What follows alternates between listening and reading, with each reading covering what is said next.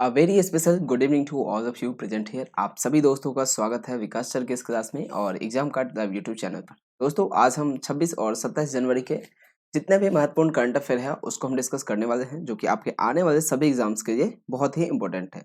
आप सभी को पता होगा करंट अफेयर सेक्शन जो है सभी एग्जाम में पूछा जाता है, क्योंकि कोई भी एग्जाम नहीं है जिसमें करंट अफेयर का जो वेटेज है बहुत कम होता है, बहुत ज़्यादा वेटेज होता है। कम से कम 4-5 क्वेश्चन का वेटेज जो है करंट अफेयर का होता ही होता है। और अगर आप 4-5 क्वेश्चन का रीड दे देते हैं किसी भी स्टूडेंट से किसी भी एग्जाम में, तो वो आपको दूसरे स्टूडेंट से बहुत आगे लेके जाएगा। चाहे आपके सिलेक्शन की बात हो या फिर आपके रैंक की बात हो, डेफिनेटली आपको दूसरे स्टूडेंट से आगे लेके जाएगा। जो कई भी स्टूडेंट होते हैं जो एग्जाम स्टार्ट होने से कुछ टाइम पहले सोचते हैं क्या कि हम उनको कह सकते हैं 6-8 महीने का करंट अफेयर को कवर करें, जो कि पॉसिबल नहीं है किसी भी तरह से। आप खुद सोच सकते हैं, आप ग्रेजुएट स्टूडेंट हैं यहाँ पे मोस्टली, तो आप खुद सोच सकते हैं कि अगर आप डेली के देखें तो 14 से 15 क्वेश्चन होते हैं करंट अफेयर के, इंपॉर्टेंट होते हैं। तो इस तरह से देखें तो महीने का 450 हो जाता है, साथ में कुछ उसके स्टैटिक भी बन जाते हैं।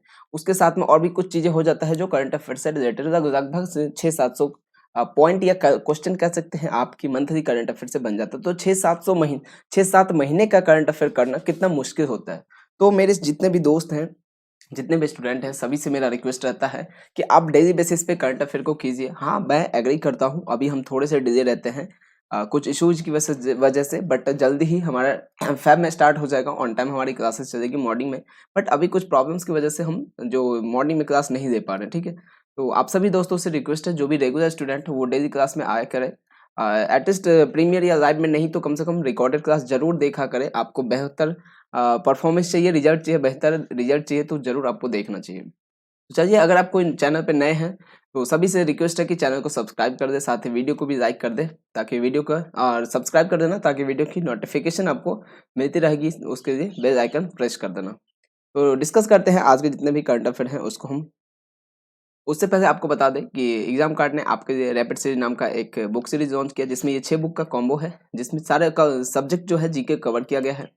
इकोनॉमिक्स का किया गया है, पॉलिटी, विज्ञान एंड प्रौद्योगिकी, science and technology, history science का, और ये जियोग्राफी एंड एनवायरनमेंट का है। तो ये 6 जो बुक हैं इसको आप बाई कर सकते हैं। उस बाई करने के लिए हमारे वेबसाइट जो है examcard.in, वहाँ पे जाके आप बाई कर सकते हैं। जरूरी नहीं है कि आप 6 बुक को ही खरीदें, कोई सा भी बुक खरीद सकते हैं। 2-4 आपको जी मर्जी एक बुक खरीदना है आप एक खरीदिए, 2 बुक चाहिए तो 2 खरीदिए, जो आपको नीड लगे। लेकिन मेरा सजेशन मांगूंगा तो मैं बोलूंगा कि आपको ये 6 बुक खरीदना चाहिए, जिससे आपको सारे सब्जेक्ट के जीके के जो ऑल टॉपिक्स हैं, ऑल सब्जेक्ट की आपकी तैयारी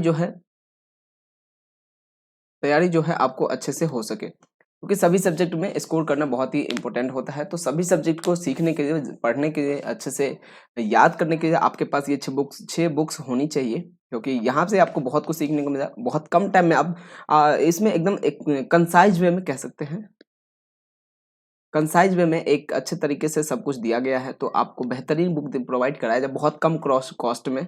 ऑलरेडी इस पे 45% का डिस्काउंट दिया जा रहा है। 10% का डिस्काउंट आपको मिल सकता है अगर मेरा कोड यूज करोगे विकास 10 का, तो आपको 10% का डिस्काउंट भी मिल जाएगा। टोटल आपको 55% का डिस्काउंट हो जाएगा।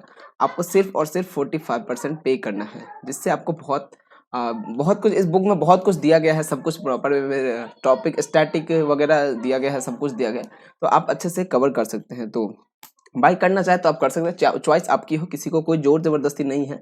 बट मेरा सजेशन है, अगर मानो तो आपको ये बुक खरीदनी चाहिए। तो किसी भी एग्जाम की तैयारी करो, सभी में ये जरूरी है।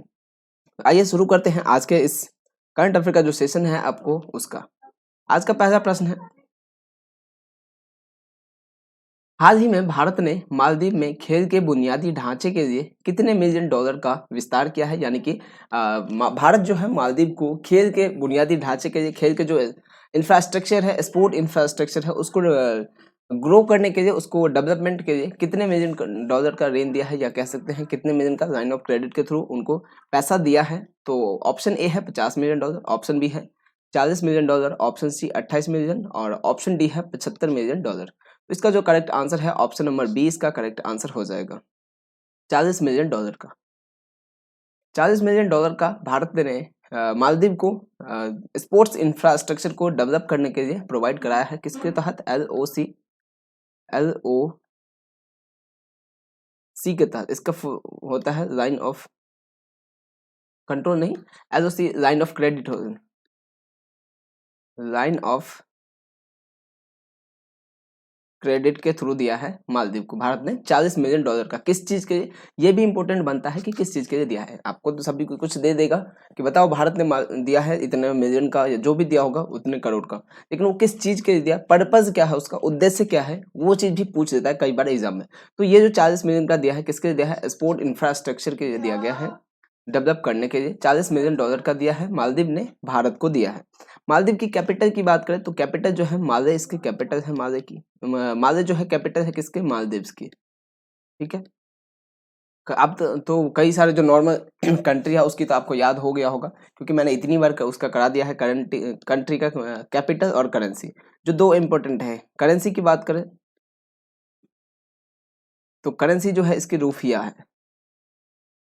एक ट्रिक मैं जाऊंगा, एक ऐसा बताऊंगा मैं आपको कभी, जिसमें जितने भी रुपया, या फिर आपने पढ़ा होगा कई बार आपको कंफ्यूजन हो जाता है रुपया, कंफ्यूजन तो नहीं, दोनों एक ही जैसा होता है, सिमिलर है, दोनों में सिमिलरिटी है। तो रुपया या फिर रुपया वाला जितने भी कंट्री है, जितने भी कंट्री है ओ, तो उसके लिए आपको ट्रिक मैं बताऊंगा कि जितने भी कंट्री है जिसकी करेंसी क्या है, रुपया है या फिर रुपया है, उस कंट्री का नाम आपको याद कर सकोगे, ठीक है।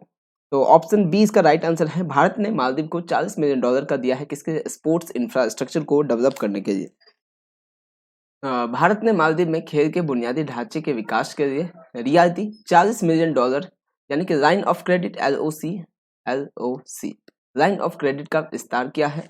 यह पीएम मोदी की प्रमुख परियोजनाओं जैसे फिट इंडिया और खेलो इंडिया के नेबरहुड फर्स्ट पॉलिसी के दायरे में लाने के भारत के प्रयासों के हिस्से के रूप में किया गया है। भारत का जो प्रयास है, एक खेलो इंडिया, फिट इंडिया और खेलो इंडिया को जो नेबरहुड फर्स्ट पॉलिसी के दायरे में लाने के लिए प्रयास किया गया है, किसको, मालदीव को दिया गया है $40 मिलियन का। फिट इंडिया और खेलो इंडिया को जमीनी स्तर पर खेल और फिटनेस संस्कृति को पुनर्जीवित करने के लिए सरकार द्वारा पेश किया गया था।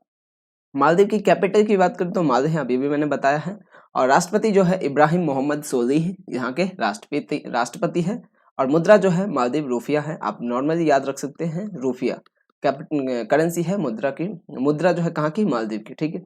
और एक और है इंडोनेशिया की कैपिटल कई बार एग्जाम में अभी पूछा गया है, कैपिटल जो है पूछा गया है किससे, एसएससी जीडी एग्जाम में। और ये एसएससी या किसी भी एग्जाम के जितने भी एग्जाम होंगे सभी में पूछा जाएगा। पूछोगे क्यों, तो सवाल है इसका सीधा सा, क्योंकि इसकी कैपिटल को अभी चेंज कर दिया गया है। पहले इसकी कैपिटल था क्या, जकार्ता, सभी आपने याद किया है, जकार्ता सभी दोस्तों ने याद किया है, सभी ने पढ़ा था, लेकिन इसकी कैपिटल को चेंज करके कर दिया गया है क्या,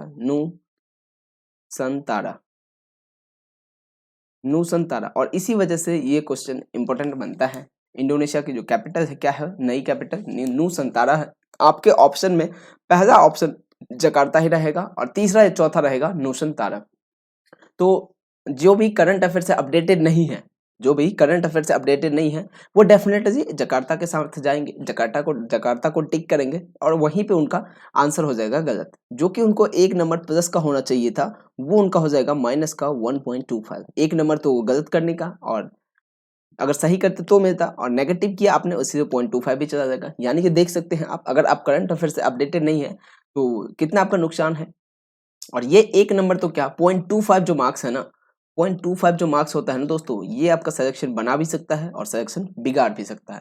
तो करंट अफेयर बहुत इंपॉर्टेंट है। करंट अफेयर से रिलेटेड जरूरी नहीं है कि करंट अफेयर का ही क्वेश्चन आएगा, लेकिन हाँ जरूरी है करंट अफेयर क्वेश्चन आएगा, बट उससे रिलेटेड जो चीजें होती है वहां से भी क्वेश्चन बन जाता है। जैसे एसएससी जीडी में पूछा है, और कई दोस्तों ने टिक करके आया है क्या, जकार्ता। कई मैंने देखा है, कई मैंने मुझे मतलब जो रिव्यू देखा था उसमें बताया था कि जकार्ता है, वहां पे कमेंट कर रहे थे, लेकिन नहीं, जकार्ता नहीं है, नूसंतारा इंडोनेशिया की नई कैपिटल है, ध्यान रखना।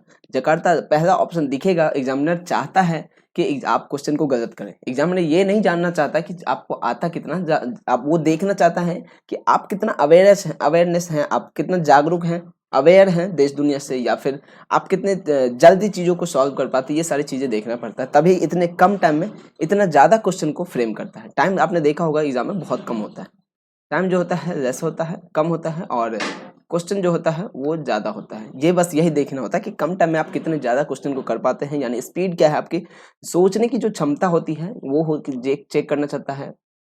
यही सब चीज़ें होती हैं, वहाँ पे चेक किया जाता है। नेक्स्ट क्वेश्चन है, दूसरा प्रश्न है, हाल ही में जेसिंडा अर्डन की जगह क्रिस हिपकिंस ने किस देश के प्रधानमंत्री के रूप में शपथ लिया है?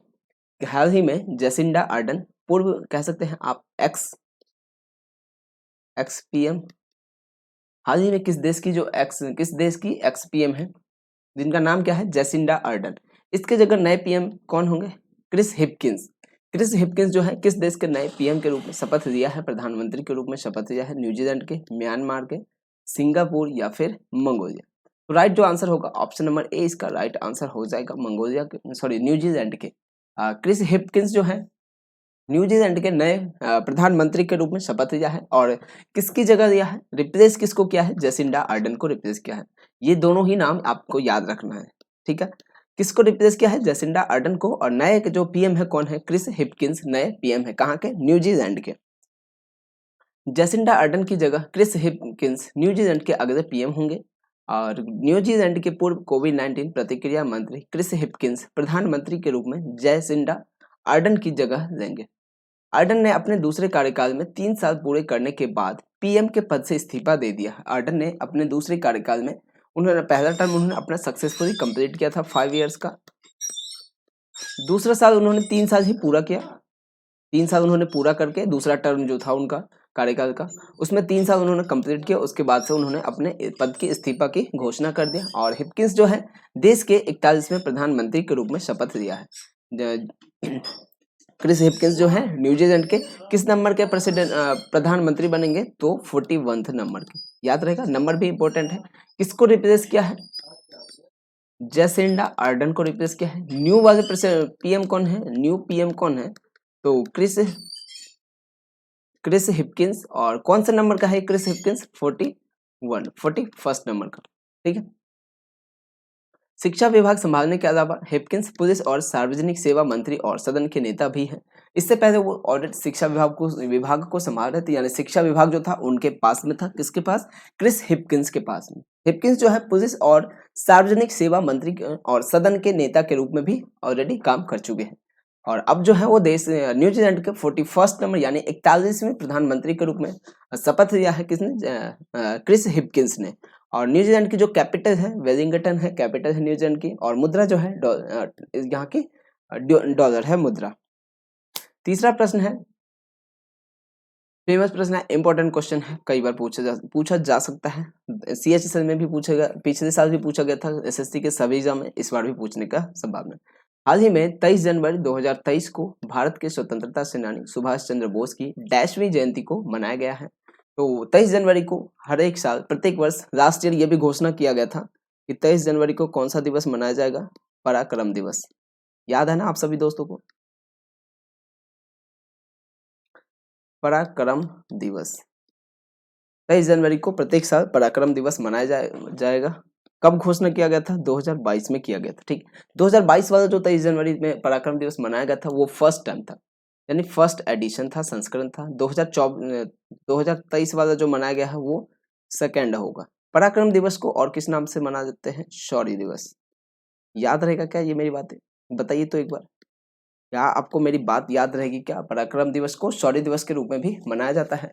तो आपसे पूछा, क्वेश्चन में आते हैं, क्वेश्चन में क्या पूछा जा रहा है कि 23 जनवरी 2023 को जो पराक्रम दिवस मनाया गया है, किसके जयंती को मनाने के लिए, तो सुभाष चंद्र बोस की। तो 2023 में जो मनाया गया वो कौन सा एडिशन था, यानी संस्करण था। 130वीं जयंती मनाई गई है, 132वीं जयंती मनाई गई है, 122वीं जयंती मनाई गई है, या फिर 126वीं जयंती मनाई गई। तो राइट जो आंसर होगा ऑप्शन नंबर डी इसका राइट आंसर हो जाएगा। ऑप्शन नंबर डी इसका राइट आंसर हो जाएगा, 126वीं जयंती मनाया गया था, ठीक है। और सुभाष चंद्र बोस की अगर बात करें, सुभाष चंद्र बोस, तो इनका जन्म जो हुआ था दोस्तों, कहाँ पे हुआ था, ओडिशा के कटक में।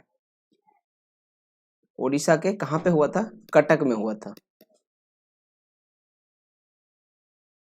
23 जनवरी 2023 को भारत के स्वतंत्रता सेनानी सुभाष चंद्र बोस की 126वीं जयंती के रूप में मनाया गया है। इस वर्ष 2023 में जो मनाया गया है सुभाष चंद्र बोस की जयंती कौन सा 126वीं जयंती मनाया गया है। और इस दिन को यानी 23 जनवरी को प्रत्येक वर्ष कौन सा दिन मनाएंगे, पराक्रम दिवस या फिर कह सकते हैं शौर्य दिवस के रूप में सेलिब्रेट करेंगे। उनका जन्म जो हुआ था 23 जनवरी 1897 को ओडिशा के कटक में हुआ था और उनका जन्मदिन 2022 से पराक्रम दिवस या फिर शौर्य दिवस के रूप में मनाया जा रहा है। 2022 से उनका जन्मदिन को पराक्रम दिवस या फिर शौर्य दिवस के रूप में मनाया जा रहा है। 1923 में वे अखिल भारतीय युवा कांग्रेस के अध्यक्ष चुने गए थे। 1923 में देखो ये क्वेश्चन भी अब बन सकता है कि कौन से ईयर में सुभाष चंद्र बोस अखिल भारतीय कांग्रेस के अध्यक्ष के रूप में चुना गया था। तो ईयर कौन सा होगा 1923 में। ठीक है, याद रहेगा ना ये चीजें, भूलोगे तो नहीं, बताओ ये सभी लोग। और 1938 में हरिपुरा कांग्रेस अधिवेशन के अध्यक्ष चुने गए थे और 1938 में हरिपुरा कांग्रेस के अध्यक्ष के रूप में भी चुने गए थे। तो इंपॉर्टेंट जो है कौन सा वाला है ईयर 1923 वाला। 1923 में वो भारतीय युवा कांग्रेस के अध्यक्ष चुने गए थे। तो जितने भी दोस्त हैं सभी दोस्तों से रिक्वेस्ट है कि वीडियो को लाइक कर देना, क्योंकि आपके लाइक ही हमारे जो मोटिवेशन का काम करता है, आपके बेहतरीन कंटेंट एग्जाम ओरिएंटेड क्वेश्चन बनाने का काम करता है, मोटिवेट करता है, एनकरेजमेंट मिलता है हमें। तो लाइक कीजिएगा, अपने दोस्तों से आप शेयर भी कर सकते हैं। आप सभी से रिक्वेस्ट है, अगर आप किसी ग्रुप में हैं, किसी चैनल पे हैं, किसी इंस्टा सोशल मीडिया या टेलीग्राम पे कहीं भी हैं, तो आप जरूर शेयर कीजिए। और चैनल पे आप नए हैं तो सब्सक्राइब कर दें, सब्सक्राइब जरूर कर दें और बेल आइकन भी प्रेस कर दें ताकि वीडियो की नोटिफिकेशन आपको मिलती रहेगी। अभी हमारे 6 PM पे डेली क्लासेस चलती है, इवनिंग में रिकॉर्डेड होता है, बट हमारी मॉर्निंग में जो क्लासेस का टाइम है दोस्तों 8 AM पर हमारी क्लासेस होती है डेली मॉर्निंग में। बट ये हमारी फैब में स्टार्ट हो जाएगी, 5 फैब के बाद किसी भी दिन स्टार्ट हो जाएगा, मोस्टली 6, 7 या 8 फैब से स्टार्ट हो जाएगी। तो आप सभी लोगों से रिक्वेस्ट है कि अगर आप चैनल पे नए हैं तो सब्सक्राइब कर दें, वीडियो को लाइक कर दें और अपने दोस्तों से शेयर जरूर करें। और आपको सेशन कैसा लगा, तो एक रिक्वेस्ट है, आपको सेशन कैसा लगा, कुछ सीखने को मिला नहीं मिला, तो आप उसके लिए कमेंट जरूर करके बताएं कि कैसा लगा, क्योंकि आपके लाइक शेयर कमेंट वगैरह से ही हमें मोटिवेशन मिलता है। तो सभी दोस्तों से रिक्वेस्ट है कि कमेंट करके जरूर बताएंगे कि कैसा लगा आपको सेशन, कुछ सीखने को मिला नहीं मिला, हेल्पफुल लगा नहीं मिला, आप जरूर कमेंट करके बताइएगा। 4th नंबर का क्वेश्चन है,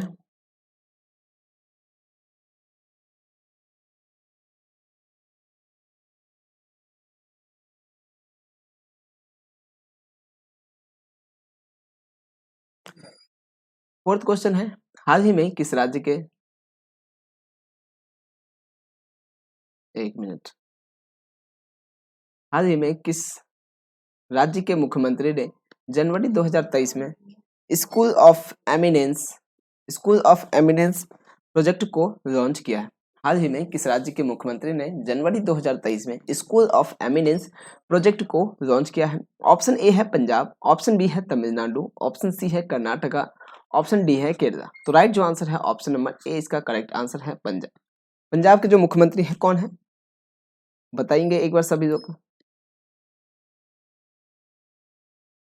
भगवंत मान पंजाब के मुख्यमंत्री है। इन्होंने जो स्कूल ऑफ एमिनेंस प्रोजेक्ट को लॉन्च किया है, पंजाब इसका राइट आंसर होगा। और यहाँ के जो गवर्नर है कौन है, बनवारी लाल पुरोहित।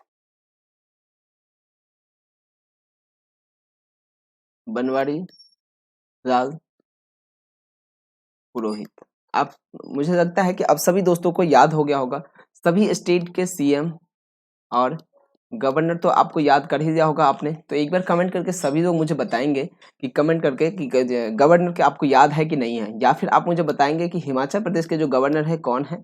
साथ ही आप मुझे बताइए कर्नाटका के गवर्नर कौन है और केरला के गवर्नर कौन है। ये 3 स्टेट का गवर्नर आप मुझे बताएंगे। मैं उम्मीद करूंगा जितने भी यहाँ पे दोस्त देख रहे हैं क्लास जरूर कमेंट करेंगे, लेकिन एक बात अभी मत करना कमेंट, वीडियो एंड होने के बाद में। वीडियो जब एंड हो जाएगा उसके बाद में कमेंट करना, क्योंकि अभी जो आप कमेंट कर रहे हो वो डिलीट हो जाता है लाइव खत्म होने के, प्रीमियर होने के बाद। तो आप सभी लोगों से रिक्वेस्ट है कि जब वीडियो एंड हो जाएगी तो एक बार जरूर कमेंट कर देना कि हिमाचल प्रदेश का गवर्नर कौन है, कर्नाटका का गवर्नर कौन है और केरला का गवर्नर कौन है। ये 3 स्टेट का गवर्नर आप जरूर कमेंट करके बताएंगे। अगर आप मेरे रेगुलर स्टूडेंट हैं तो अगर आप मेरे रेगुलर स्टूडेंट हैं तो मैं आपसे उम्मीद करूंगा कि आप जरूर इसका कमेंट करके बताएंगे। पंजाब के जो मुख्यमंत्री हैं भगवंत मान ने जनवरी 2023 में पंजाब के मोहाली में, शहर कौन सा है, मोहाली है, मोहाली में स्कूल ऑफ एमिनेंस प्रोजेक्ट नाम का प्रोजेक्ट को लॉन्च किया है। किस नाम का, स्कूल ऑफ एनिमेंस। स्कूल ऑफ एनिमेंस प्रोजेक्ट के तहत 23 जिलों के 117 सरकारी स्कूलों का उन्नयन किया जाएगा। डिस्ट्रिक्ट कितने हैं? 23 जिलों और 117 सरकारी स्कूल, दोनों ही इंपॉर्टेंट है। 23 जिला और 117 सरकारी स्कूल दोनों ही इंपॉर्टेंट है। इस परियोजना का उद्देश्य जो है सरकारी स्कूलों में शिक्षा के कायाकल्प के साथ साथ छात्रों के समग्र विकास को सुनिश्चित करना, ताकि वे जिम्मेदार नागरिक बन सके। इस परियोजना को जो उद्देश्य हो गया वो ये है कि सरकारी स्कूल में शिक्षा के कायाकल्प यानी शिक्षा का जो कह सकते हैं शिक्षा की जो बेहतर क्वालिटी का शिक्षा प्रोवाइड किया जाए, अच्छे तरह से उनको शिक्षा प्रोवाइड किया जाए और अच्छी शिक्षा प्रोवाइड कराई जाए। साथ साथ छात्रों के जो समग्र विकास यानी कंप्लीट डेवलपमेंट, उनके बॉडी स्ट्रक्चर से लेके कह सकते हैं कि उनको एक जिम्मेदार नागरिक भी बन सके, इस लायक उनको तैयार करना, उनको सिखाना है, समझाना है, बताना है या कह सकते हैं पढ़ाना है, ताकि वो एक अच्छे नागरिक बन सके, साथ ही अपने खुद का भी डेवलप कर सके, कंट्री के जो इकोनॉमी है उसमें पार्टिसिपेट कर सके।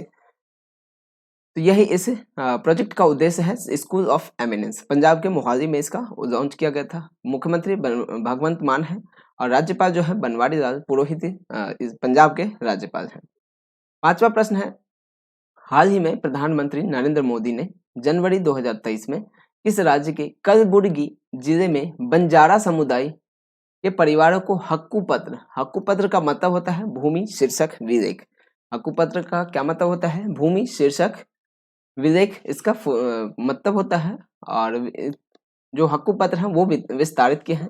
कलबुर्गी जिले के बंजारा समुदाय, एक तो आप याद रखेंगे कि बंजारा समुदाय, अब आपसे पूछा जा सकता है कि बताइए कि बंजारा समुदाय किस स्टेट में पाया जाता है, किस स्टेट में पाया जा सकता है, किस राज्य के बंजारा समुदाय को वहां के जो किस स्टेट के बंजारा समुदाय को नरेंद्र मोदी ने हक्कुपत्र प्रोवाइड कराया है, ये भी पूछा जा सकता है। कई क्वेश्चन बन सकते हैं। ऑप्शन ए है हरियाणा, ऑप्शन बी है सिक्किम, ऑप्शन बी है कर्नाटका और ऑप्शन बी है नागालैंड। तो राइट जो आंसर है ऑप्शन नंबर सी इसका करेक्ट आंसर है, कर्नाटका। ऑप्शन सी कर्नाटका इसका करेक्ट आंसर हो जाएगा। कर्नाटका के जो बंजारा समुदाय है उस कौन सा डिस्ट्रिक्ट में ज्यादा पाए जाते हैं? कलबुर्गी जिले में बंजारा समुदाय के जो मेजोरिटी है वहां पे पाया जाता है। और प्रधानमंत्री नरेंद्र मोदी ने इन परिवारों को, बंजारा समुदाय को हक्कुपत्र प्रोवाइड किए हैं यानी वितरित किए हैं। बंजारा समुदाय कहाँ पाया जाता है? कर्नाटका में पाया जाता है। देखो तो यहाँ से आपको ये पता चला ना कि ये बंजारा समुदाय जो है कहाँ पे पाया जाता है, मतलब मिलते हैं, रहते हैं तो कर्नाटका में रहते हैं। तो ये भी क्वेश्चन बन सकता है कि बताइए बंजारा समुदाय किस राज्य में रहते हैं? तो कर्नाटका राइट आंसर होगा। इस प्रश्न का आंसर जो है, इस प्रश्न का कर्नाटका ही है। प्रधानमंत्री नरेंद्र मोदी ने जनवरी 2023 में कर्नाटक के कलबुर्गी जिले में बंजारा यानी कि लंबानी, इनको बंजारा को जो लंबानी के नाम से भी जाना जाता है, बंजारा समुदाय को लंबानी समुदाय के नाम से भी जाना जाता है, परिवारों को हक्कुपत्र यानी भूमि शीर्षक विधेयक विस्तारित किए हैं। एक टाइटल डीड संपत्ति के स्वामित्व का यह एक दस्तावेज है और दस्तावेज का धारक भूमि का मालिक होता है। दस्तावेज जिसके पास होगा वो उस प्रॉपर्टी का, जमीन का मालिक होगा, ऑब्वियस सी बात है। वही चीज अब तक जो है वहां के जो बंजारा समुदाय है उनको नहीं था, उनके पास ये चीज नहीं था, प्रॉपर्टी यानी भूमि का जो पेपर है वो नहीं था, कह सकते हैं दस्तावेज नहीं था। बट उनको प्रधानमंत्री नरेंद्र मोदी जो है हमारे, उन्होंने उनको ये चीज वितरित किए हैं, तो अब उनके पास भी आ चुका है। और जिस भूमि या जमीन का जिसके पास दस्तावेज है, पेपर्स हैं, वही उस जमीन का मालिक होता है। ये हर जगह यही होता है, तो वहां भी यही होगा। टाइटल डीड जमीन के मालिकों को उक्त दस्तावेज के साथ बैंक रिंग प्रदान करने में सक्षम बनाता। इसका बेनिफिट जो होगा बंजारा समुदाय के लोगों को, कि जब उनके पास पेपर्स होंगे सारे, तो कभी किसी चीज की अगर उनको जरूरत पड़ेगी, लोन वगैरह की, लोन में ऑब्वियस सी बात है, तो कभी कभार किसी चीज को, मतलब किसी इंसान को अगर कोई कुछ ऐसा प्रॉब्लम आ जाए या कोई आगे के लिए कुछ प्लान करना चाहे, तो वो अपने प्रॉपर्टी की पेपर देके, प्रॉपर्टी के पेपर्स को जमा करके बैंक में इजीली उनको क्या है, लोन मिल जाता है। तो इससे उनको फायदा होगा कि उनको लोन भी प्राप्त होगा, क्योंकि उनको पास भी अब जो पेपर्स हैं वो जमीन के आ चुके हैं, तो वो भी लोन ले सकते हैं। मुख्यमंत्री कर्नाटक के कौन है? बसवराज बोमई है। और राज्यपाल जो है थावर चंद गहलोत है। थोड़ा सा दोस्तों मेरा जो गला है थोड़ा सा अभी ठीक नहीं है, तो इसी वजह से अभी 3 दिनों से क्लास नहीं आ रही थी, गला ठीक नहीं है, उसके माफी चाहूंगा, थोड़ा सा कॉपरेट कर, बट कोशिश करूंगा मैं कल से क्लासेस रेगुलर हो पाए। थोड़ा थोड़ा ठीक हो रहा है, तो अब क्लासेस हो जाएगी, डोंट वरी। नेक्स्ट क्वेश्चन है 6 नंबर का, महाराष्ट्र के किस राज्य में भारत का सबसे गहरा मेट्रो स्टेशन, सॉरी, महाराष्ट्र के किस शहर में भारत का सबसे गहरा मेट्रो स्टेशन बनाए जाने की घोषणा किया गया है? ऑप्शन ए है ठाणे, ऑप्शन बी है पुणे, ऑप्शन बी है औरंगाबाद और ऑप्शन डी है नागपुर। तो कौन सा शहर में बनाया जाएगा? ऑप्शन बी जो है पुणे में बनाया जाएगा। पुणे में, जो महाराष्ट्र के पुणे शहर है, वहां पे दोस्तों भारत का सबसे गहरा मेट्रो स्टेशन बनाए जाने की घोषणा किया गया है। महाराष्ट्र के पुणे में बनाया जाएगा भारत का सबसे गहरा मेट्रो स्टेशन। और कहाँ पे बनाया जाएगा? पुणे के सिविल कोर्ट, महाराष्ट्र में बनाया जाना है। पुणे का civil court interchange station 95 feet की छत के साथ 108.59 फीट का गहरा होगा और मेट्रो फरवरी 2023 में बनकर तैयार होगी और मार्च में शुरू हो जाएगी। मेट्रो जो है फरवरी 2023 में बनकर तैयार हो जाएगी और मार्च में शुरू होगा। ठीक है। रेलवे लाइन के अलावा पुणे मेट्रो स्टेशन का मुख्यालय भी स्टेशन पर बनाया जाएगा। रेलवे लाइन के अलावा पुणे मेट्रो स्टेशन का मुख्यालय भी उसी स्टेशन पे बनाया जाएगा। महाराष्ट्र के जो मुख्यमंत्री हैं एकनाथ शिंदे हैं और महाराष्ट्र के राज्यपाल जो हैं भगत सिंह कोश्यारी हैं। इसी के साथ एक चीज और बता दूं, एक है अभी लॉन्च किया गया था मोपा एयरपोर्ट। क्या आपको पता है? आप हमारे क्लास में अगर होंगे तो आपको डेफिनेटली पता होगा कि मोपा एयरपोर्ट जो है कहाँ पे हुआ है, कहाँ पे इसका इनॉग्रेट किया गया है? गोवा में किया गया है। ठीक है। तो गोवा में जो किया गया था, कहाँ, किसके द्वारा किया गया था? पीएम मोदी के द्वारा किया गया था। और पीएम मोदी ने इस एयरपोर्ट को किसको डेडिकेट किया था दोस्तों? तो वहां के जो पूर्व मुख्यमंत्री हैं, जो हमारे बीच नहीं रहे, मनोहर पारिकर को समर्पित किया था पीएम मोदी ने। और जनवरी 2023 में इसका स्टार्ट हुआ था। जनवरी 2023 में इस पे फ्लाइट जो है, कमर्शियल फ्लाइट जो है स्टार्ट हो गई थी। तो एयरपोर्ट किसको डेडिकेट था? मनोहर पारिकर को था। ये याद रखना इंपॉर्टेंट है, क्वेश्चन पूछा जा सकता है। 7वां प्रश्न है, हाल ही में किस भारतीय खिलाड़ी ने NSCI स्नूकर ओपन क्रोन 2023 जीती? हाल ही में किस भारतीय खिलाड़ी ने NSCI स्नूकर ओपन क्रोन जीती है? ऑप्शन ए है पंकज आडवाणी, ऑप्शन बी है लक्ष्मण रावत, ऑप्शन सी है लकी वतनानी और ऑप्शन डी है गीत सेठी। तो राइट जो आंसर है लक्ष्मण रावत, ऑप्शन बी इसका करेक्ट आंसर हो जाएगा। लक्ष्मण रावत ने दोस्तों NSCI स्नूकर ओपन क्रोन को जीता है 2023 का। ठीक है, लक्ष्मण रावत राइट आंसर है इसका। और लक्ष्मण रावत ने जीता NSCI स्नूकर ओपन क्रोन जीता है। पेट्रोलियम स्पोर्ट्स प्रमोशन बोर्ड के लक्ष्मण रावत ने, ये जो है पेट्रोलियम स्पोर्ट्स प्रमोशन बोर्ड के हैं, ये कौन? लक्ष्मण रावत ऑलरेडी इसमें वर्किंग है। जनवरी 2023 में, मतलब इसके लिए खेलते हैं पेट्रोलियम स्पोर्ट्स प्रमोशन बोर्ड के तरफ से। और बाउल्क लाइन NSCI all India snooker open जीता है। उन्होंने बेस्ट ऑफ 17 फ्रेम फाइनल में साथ ही PSPB चैलेंजर आदित्य मेहता को 9-6 से हराया है। वह टूर्नामेंट के 2022 संस्करण में उपविजेता रहे थे। 2022 में जो ये टूर्नामेंट हुआ था, उस टाइम वो रनर थे और इस समय विनर है। बस उन्होंने मेहनत किया और इसीलिए कहते हैं कि कभी हार के किसी चीज को नहीं छोड़ना चाहिए, डर से नहीं छोड़ना। पिछले साल उन्होंने मेहनत किया था, अच्छे प्रैक्टिस वगैरह किया था, वो रनर तक पहुंचे थे। इस बार उससे ज्यादा मेहनत किया, डबल मेहनत किया, तो इस बार वो विनर बन गए इस चीज का। तो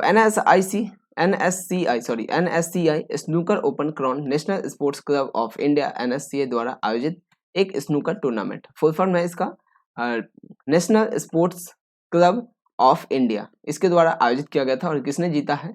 लक्ष्मण रावत ने जीता है। किस चीज से खेलते हैं, किस साइड से? तो पेट्रोलियम स्पोर्ट्स प्रमोशन बोर्ड की ओर से ये खेलते हैं। 8वां प्रश्न है, हाल ही में किस देश की एन सियोंग, नाम है एन सियोंग, ने इंडिया ओपन बैडमिंटन में महिला एकल फाइनल खिताब जीती है? किस देश की एन सियोंग ने इंडिया ओपन बैडमिंटन में महिला एकल का फाइनल खिताब जीती है? अपने नाम क्या है?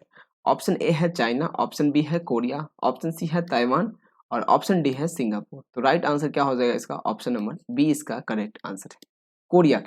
कोरिया की है एन सियोंग। इन्होंने इंडिया ओपन बैडमिंटन में महिला का जो खिताब है, सिंगल महिला एकल का जो खिताब है, जीता है। ठीक है, वुमेन्स सिंगल किसने जीता है?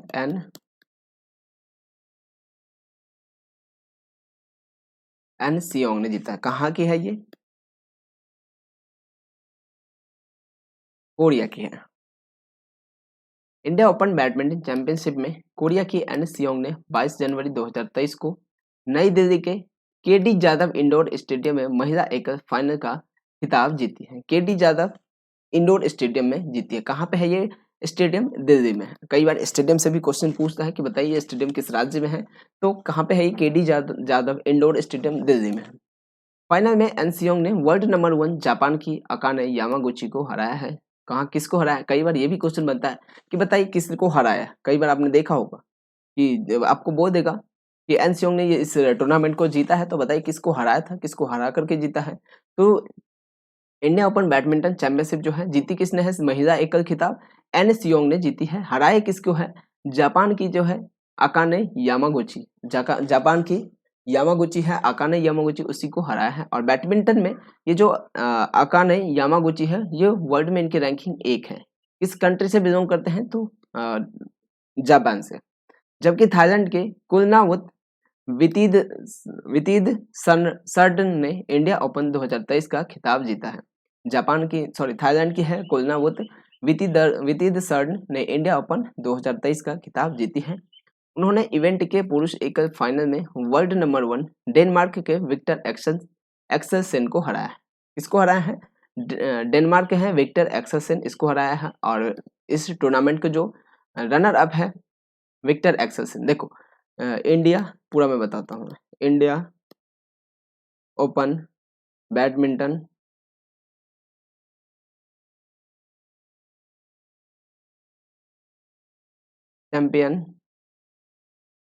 चैंपियनशिप इधर लिख देता हूं मैं। अब वुमेन्स की बात करें और इधर मेंस की, ठीक है। वुमेन की बात करें तो विनर कौन है? विनर कौन है इसके? इसके जो विनर है एन सियोंग। कहाँ की है ये? कोरिया की। उसमें आप कंफ्यूज होंगे, इससे मैं यहाँ पे लिख देता हूँ। जीता किसने है? अच्छा, हराया किसको था? अकाने यामागुची, जो कि कहाँ की है? जापान की है। अब बात करें मेंस की। मेंस में किसने जीता है? कुलनावत। विनर कौन है? कुलनावत, VATI, विति वितिद वितिद सर। और ये कहाँ का है? थाईलैंड का। किस देश के खिलाड़ी है ये? थाईलैंड। और रनर कौन था? Viktor Axelsen.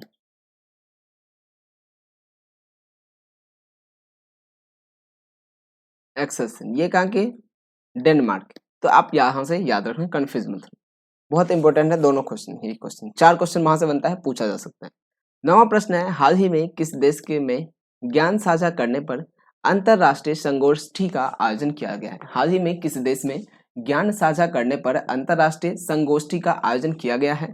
तो ऑप्शन ए है चाइना में किया गया था, ऑप्शन बी है इंडिया में किया गया था, ऑप्शन सी है जापान में किया गया था, या फिर ऑप्शन डी नेपाल में किया गया था। तो ज्ञान साझा करने पर जो अंतरराष्ट्रीय संगोष्ठी का आयोजन किया गया था, कहाँ पे किया गया था? ऑप्शन नंबर डी, नेपाल में किया गया था। नेपाल में किया गया था, नेपाल में। और नेपाल में आपको पता होगा सार्क का मुख्यालय, सार्क का हेडक्वार्टर कहाँ पे है? काठमांडू।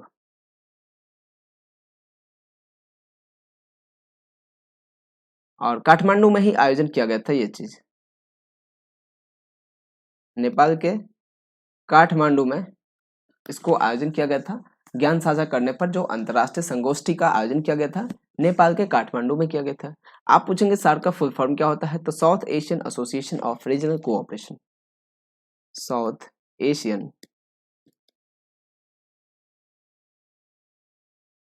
एसोसिएशन ऑफ रीजनल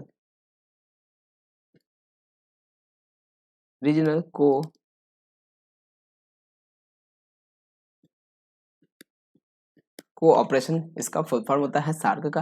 कई बार एग्जाम में पूछा गया है। तो और इसका हेडक्वार्टर कहाँ पे है? काठमांडू में है। नेक्स्ट इस क्वेश्चन को देखते हैं। India National Trust for Art and Culture Heritage INTACH और भारतीय दूतावास ने संयुक्त रूप से जनवरी 2023 में कहाँ पे, काठमांडू में प्राकृतिक और सांस्कृतिक विरासत के संरक्षण पर ज्ञान साझा करने पर अंतर्राष्ट्रीय संगोष्ठी का आयोजन किया। किस चीज के उद्देश्य क्या था इसका संगोष्ठी का? प्राकृतिक और सांस्कृतिक विरासत के संरक्षण के लिए, जो हमें ऑलरेडी मिला हुआ है और जो हमें जितने हमारे कल्चरल विरासत है उस चीज के संरक्षण पर ज्ञान साझा करने के लिए इस संगोष्ठी का आयोजन किया गया था। कहाँ पे किया गया था? नेपाल में। नेपाल में कहाँ पे? काठमांडू। इस आयोजन के सम्मानित अतिथि नेपाल के संस्कृति, पर्यटन और नागरिक विमानन मंत्री सूडान किराती थे। नाम क्या है इनका? सूडान किराती। नेपाल में जो भारत के जो राजदूत हैं नवीन श्रीवास्तव नेपाल में भारत के राजदूत हैं। नेपाल के पीएम कौन है? पुष्प कमल दहल वहाँ के पीएम हैं। और राष्ट्रपति विद्या देवी भंडारी है। और मुद्रा जो है रुपया या फिर रुपया है, नेपाली रुपया। 10वां प्रश्न है, भारत का कौन सा शहर फरवरी 2023 में पहली G20 पर्यावरण कार्य समूह बैठक की मेजबानी करेगा? भारत का जो कौन सा शहर है फरवरी 2023 में पहली G20 पर्यावरण कार्य समूह की बैठक की मेजबानी करेगी? ऑप्शन ए है बेंगलुरु, ऑप्शन बी है दिल्ली, ऑप्शन सी है नागपुर और ऑप्शन डी है कोलकाता। तो इसका जो राइट आंसर होगा दोस्तों ऑप्शन नंबर ए इसका करेक्ट आंसर हो जाएगा बेंगलुरु में। बेंगलुरु में फरवरी 2023 में पहली G20 पर्यावरण कार्य समूह के बैठक का आयोजन किया जाएगा। कहाँ पे? बेंगलुरु में। बेंगलुरु कहाँ पे पड़ता है? किस राज्य में पड़ता है? कर्नाटका में। कहाँ पे? कर्नाटका में पड़ता है। यहाँ के जो सीएम है कौन है? बसवराज बोमई।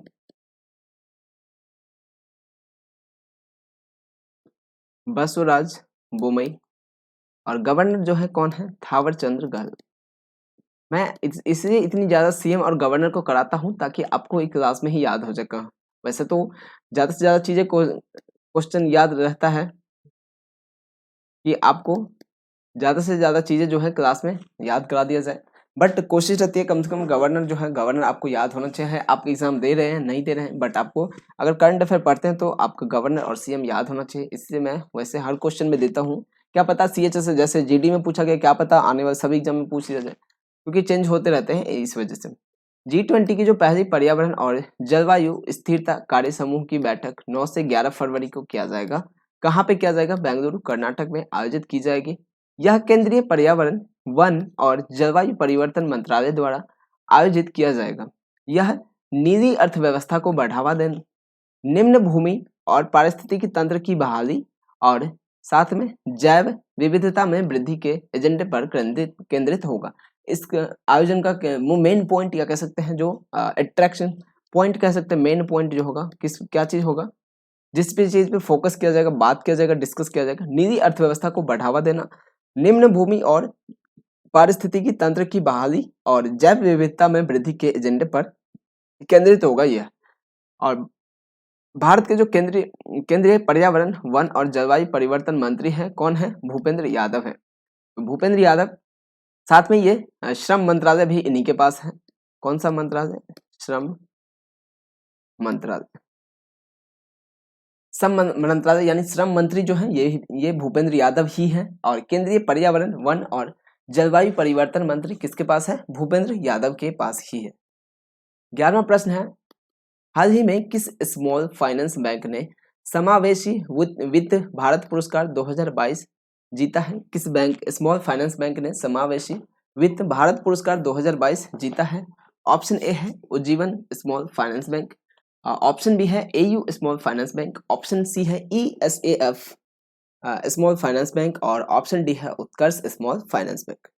तो इसका जो राइट आंसर होगा दोस्तों ऑप्शन नंबर सी हो जाएगा, ESAF small finance bank. SFB का फुल फॉर्म है स्मॉल फाइनेंस बैंक। SFB इसका फुल फॉर्म है स्मॉल फाइनेंस बैंक। तो किस बैंक ने, स्मॉल फाइनेंस बैंक ने समावेशी वित्त भारत पुरस्कार 2022 अवार्ड जीता है? तो ESAF स्मॉल फाइनेंस बैंक जीता है। इसका जो हेडक्वार्टर है त्रिशूर में है। त्रिशूर कहाँ पड़ता है? ये केरला में। और इसकी जो स्थापना हुआ था दोस्तों 2017 में इसका स्थापना किया गया था। और इसके जो MD एंड CEO हैं अभी, MD एंड CEO के पॉल, इसके MD एंड CEO है ठीक है। वर्तमान में अगर बात करें भारत में कितने स्मॉल फाइनेंस बैंक हैं, तो 12 स्मॉल फाइनेंस बैंक हैं भारत में। टोटल 12 स्मॉल फाइनेंस बैंक है। एग्जाम में पूछा गया क्वेश्चन है ये, सीएचएसएल के साथ में एसएससी सीजीएल में पूछा गया है कि बताइए कितने स्मॉल फाइनेंस बैंक है, तो टोटल 12 है। ईएसएएफ स्मॉल फाइनेंस बैंक इसका आंसर होगा। और ईएसएएफ स्मॉल फाइनेंस बैंक ने जनवरी 2023 में प्रतिष्ठित समावेशी वित्त भारत पुरस्कार 2022 जीता है। यह वित्तीय समावेशन के लक्ष्य को आगे बढ़ाने और समावेशी विकास का समर्थन करने में इसके योगदान के लिए दिया गया है। वित्तीय समावेशन के लक्ष्य को आगे बढ़ाने के लिए और समावेशी विकास का समर्थन करने के लिए जो इनका योगदान है, पार्टिसिपेशन है, इनका जो सपोर्ट है, उसके लिए इसको इस ईएसएएफ स्मॉल फाइनेंस बैंक को यह अवार्ड दिया गया है। ईएसएएफ बैंक के एमडी और सीईओ कौन है? पॉल थॉमस के ने नई दिल्ली में आयोजित 19वें समावेशी वित्त भारत शिखर सम्मेलन में मुख्य आर्थिक सलाहकार अनंत नागेश्वरन से पुरस्कार प्राप्त किया। अभी बात करते, ये भी आपको याद हो जाएगा, अभी याद रखना। भारत के जो मुख्य आर्थिक सलाहकार हैं कौन है? अनंत नागेश्वरन। भारत के मुख्य आर्थिक सलाहकार कौन है? तो याद रखना अनंत नागेश्वरन भारत के मुख्य आर्थिक सलाहकार है। ईएसएएफ के बैंक के एमडी एंड सीईओ कौन है? के पॉल थॉमस इसके एमडी एंड सीईओ है। हेडक्वार्टर जो है इसका त्रिशूर में है, त्रिशूर। और स्थापना 10 मार्च 2017 को किया गया था। इंपॉर्टेंट है, याद रखना ये चीजें। 12वां प्रश्न है, हाल ही में भारतीय क्रिकेट टीम के फील्डिंग कोच आर श्रीधर के ऊपर लिखी गई पुस्तक जिसका नाम है कोचिंग बियॉन्ड। कोचिंग बियॉन्ड लिखा गया है और इसका विमोचन किया गया है। इस पुस्तक के लेखक कौन? भारतीय क्रिकेट टीम के जो फील्डिंग कोच है जिनका नाम था आर श्रीधर, इन्होंने 7 वर्ष तक भारतीय टीम के क्रिकेट टीम के फील्डिंग कोच के रूप में इन्होंने काम किया है। और इन 7 वर्षों में जो इनके साथ हुआ है, जो इन्होंने टीम के लिए किया है, उन सभी चीजों का इस पुस्तक में वर्णन किया गया है। इस बुक में बताया गया है, सब कुछ एक्सप्लेन किया गया है। तो इसी के ऊपर लिखा गया है और उसका नाम क्या है? बुक का नाम क्या है? Coaching beyond. कोचिंग बियॉन्ड नाम है। और लिखा किसने है ये आपसे पूछ रहा है। ऑप्शन ए है रस्किन बॉन्ड, ऑप्शन बी है आर कौशिक, ऑप्शन सी है शशि थरूर, ऑप्शन डी है सृष्टि बख्शी। तो राइट आंसर जो है इसका ऑप्शन नंबर बी इसका करेक्ट आंसर हो जाएगा, आर कौशिक। आर कौशिक ने भारतीय क्रिकेट टीम के जो फील्डिंग कोच है जिनका नाम है आर श्रीधर, उनके ऊपर एक पुस्तक लिखी है जिसका नाम है कोचिंग बियॉन्ड। और इसमें इन्होंने आर श्रीधर जो 7 वर्ष तक भारतीय क्रिकेट टीम के साथ में फील्डिंग कोच के रूप में काम किया है, जो भी अचीवमेंट है, जो भी उनका सपोर्ट है, हेल्प है, उसके बारे में वर्णन किया गया है। आर कौशिक और आर श्रीधर द्वारा लिखित coaching beyond my days with the Indian cricket team नामक पुस्तक का जनवरी 2023 में विमोचन किया गया। यह पुस्तक भारतीय क्रिकेट टीम के फील्डिंग कोच जिनका नाम है आर श्रीधर के 7 साल के कोचिंग कार्यकाल को दर्शाता है। आर कौशिक वीवीएस लक्ष्मण की आत्मकथा 281 एंड बियॉन्ड के साथ साथ गुंडप्पा विश्वनाथ की आत्मकथा रिस्ट एश्योर्ड के सह लेखक भी है। कह सकते हैं कि आर कौशिक जो है लक्ष्मण, वीवीएस लक्ष्मण के ऊपर जो लिखी गई है बुक है जिसका नाम है 281 एंड बियॉन्ड, तो उसके बुक के भी लेखक कौन है? आर कौशिक है। और गुंडप्पा विश्वनाथ की जो आत्मकथा है रिस्ट एश्योर्ड, उसके जो लेखक है, सह लेखक है, को ऑथर, वो कौन है? आर कौशिक है। तो ये एक स्पोर्ट्स ऑथर है। कौन? आर कौशिक।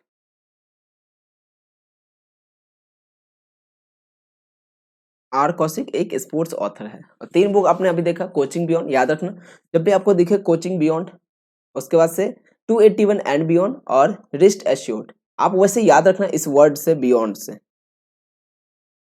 बियॉन्ड से याद रखना। अगर आपको बियॉन्ड दिख जाए तो लिख देना, सीधे आंसर कर देना आर कौशिक इसका आंसर होगा, बस आपका आंसर करेक्ट होगा। 13 नंबर का प्रश्न है, हाल ही में किस न्यायाधीश को शूटिंग विश्व कप 2023 का प्रशासक नियुक्त किया गया है? किस जज न्यायाधीश को शूटिंग विश्व कप 2023 में जो होने वाला है शूटिंग विश्व कप, उसका प्रशासक नियुक्त किया गया है, यानी एडमिनिस्ट्रेटर नियुक्त किया गया है? ऑप्शन ए है AK सीकरी, ऑप्शन बी है यूयू ललित, ऑप्शन सी है NV रमन और ऑप्शन डी है शरद अरविंद बोबड़े। तो राइट जो आंसर है AK सीकरी, ऑप्शन ए इसका करेक्ट आंसर हो जाएगा। AK सीकरी को शूटिंग विश्व कप 2023 का प्रशासक नियुक्त किया गया है, ऑप्शन ए इसका करेक्ट आंसर हो जाएगा। सुप्रीम कोर्ट के सेवानिवृत्त न्यायाधीश AK सीकरी को दिल्ली उच्च न्यायालय ने द्वारा 2023 में ISSF शूटिंग विश्व कप के लिए धन के उपयोग पर प्रबंधन करने के लिए प्रशासक के रूप में नियुक्त किया गया है। अब इसका धन के जो उपयोग यानी कि धन का जितने भी उसमें फंड जो है या फिर आप कह सकते हैं मनी, फंड या मनी जो अलॉट किया गया है उसके लिए जितने भी अलोकेट किया गया है ISSF शूटिंग विश्व कप 2023 के, उससे कितना किस चीज के ऊपर खर्च होना चाहिए, क्या खर्च जो हो रहा है वो सही से हो रहा है कि नहीं हो रहा है, इन सभी चीजों की देखभाल के लिए AK सिकरी को प्रशासक के रूप में नियुक्त किया गया है। विश्व कप मार्च 2023 में कहाँ पे आयोजित किया जाएगा? भोपाल में आयोजित किया जाएगा। ISSF शूटिंग विश्व कप 2023 कहाँ पे आयोजित किया जाएगा? भोपाल में आयोजित किया जाएगा। कोर्ट के अनुसार प्रशासक अपनी पसंद के किसी भी एथलीट जिसने निशानेबाजी में राष्ट्रीय या अंतर्राष्ट्रीय स्तर पर प्रतिस्पर्धा की हो की सेवाएं ले सकता है। कोर्ट के अनुसार प्रशासक जो है, अगर प्रशासक को किसी की हेल्प की नीड हो तो वो ले सकता है, लेकिन उसके कंडीशन है क्या कि कोई भी एथलीट होना चाहिए जिसने निशानेबाजी में राष्ट्रीय या फिर अंतर्राष्ट्रीय स्तर पर पार्टिसिपेट किया हुआ हो, उनकी सेवाएं ले सकता है और किसी की नहीं ले सकता है। तो ISSF शूटिंग विश्व कप के प्रशासक रूप में किसको नियुक्त किया गया है? AK सिकरी को नियुक्त किया गया है। और ISSF विश्व कप शूटिंग विश्व कप 2023 कहाँ पे होगा? MP में होगा। MP में कहाँ पे होगा? भोपाल में होगा। ठीक है, याद रहेगा कि नहीं बोलो। 14 नंबर का प्रश्न है, हाल ही में किस OTT कंपनी के सह संस्थापक रीड हेस्टिंग्स ने कंपनी के CEO पद से इस्तीफा दे दिया है? किस OTT कंपनी के जो सह संस्थापक हैं, को फाउंडर जिनका नाम क्या है? Read Hastings. रीड हेस्टिंग्स ने कंपनी के CEO चीफ एग्जीक्यूटिव ऑफिसर, इसका फुल फॉर्म होता है, बता देता हूँ क्या फुल फॉर्म होता है, कई बार पूछ सकता है, अगर पूछे ना पूछे बट आपको पता होना चाहिए। चीफ एग्जीक्यूटिव ऑफिसर इसका फुल फॉर्म होता है। और तो इसके पद से इन्होंने इस्तीफा दे दिया है। ऑप्शन ए है नेटफ्लिक्स, ऑप्शन बी है अमेजन, ऑप्शन सी है G5, ऑप्शन डी है हॉटस्टार। तो राइट जो आंसर है ऑप्शन नंबर ए इसका करेक्ट आंसर हो जाएगा नेटफ्लिक्स। नेटफ्लिक्स के जो को फाउंडर है रीड हेस्टिंग्स उनका नाम है, उन्होंने अपने पद से इस्तीफा दे दिया है। ऑप्शन ए इसका राइट आंसर हो जाएगा। नेटफ्लिक्स के संस्थापक रीड हेस्टिंग्स ने जनवरी 2023 में कंपनी के सह मुख्य कार्यकारी अधिकारी के रूप में अपने पद से इस्तीफा दे दिया है। ग्रेट पीटर्स मुख्य परिचालन अधिकारी के पद से पदोन्नत होकर टेड सारनडोस के साथ सह CEO पद की बागडोर संभालेंगे। नवंबर 2022 में नेटफ्लिक्स ने प्रारंभिक विकास के लिए 12 देशों में एक कम खर्चीला विज्ञापन समर्थित विकल्प लॉन्च किया था।